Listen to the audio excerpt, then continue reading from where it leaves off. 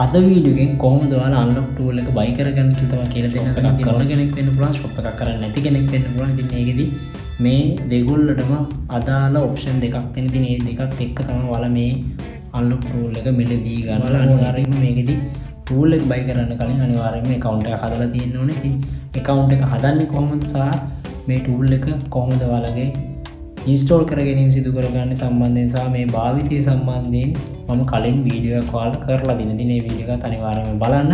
ඉතින් බලපු නැති කට්ටිය මේ උඩ කාඩ් එකකින් ගිහලා බලන්න. එහෙම වුණොත් ඔයාලට ඒ වීඩියෝ එකත් බලන්න පුළුවන්. ඉතින් මේකෙදි ඔයාලා මතක තියාගන්න ඕනේ අනිවාර්යෙන් මේ පාවිච්චි කරන ඊමේල් ඔයාලා පාවිච්චි කරන ඊමේල්ම දීලා දෙන්න. නැත්නම් ඔයාලට ආයේ පාස්වර්ඩ් එකම අමතක වුණොත් ලොකු ගැටලුවක් වෙන්න පුළුවන්. ඉතින් ඒ වගේම මේකෙදි ඔයාලා ෂොප් එකක් කරන කෙනෙක් නම් මේ ටූල් එක දීර්ඝ කාලීනව මිලදී ගැනීමට පොඩ්ඩක් උනන්දු වෙන්න.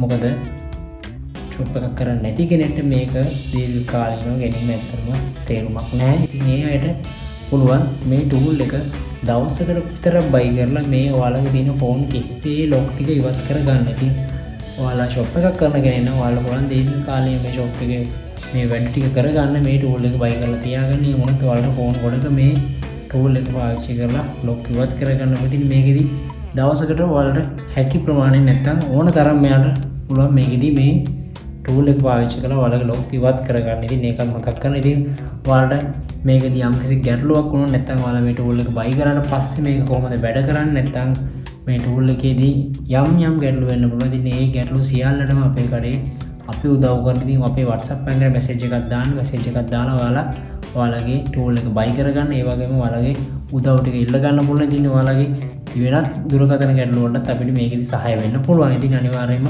අපේ කඩේ channel එක විශ්වාස කරලා ඔයාලා මේ ටූල් එක බයි කරගන්න. බය වෙන්න දෙයක් නැතුව අනිවාර්යෙන් විශ්වාසයෙන් වැඩේ කරලා දෙන්න. ඉතින් ඒ නිසා channel එකත් එක්ක ඉස්සරහට එකතු වෙලා ඉන්න. ඉතින් නැවතත් වැදගත් වීඩියෝ එකකින් හමු වෙමු.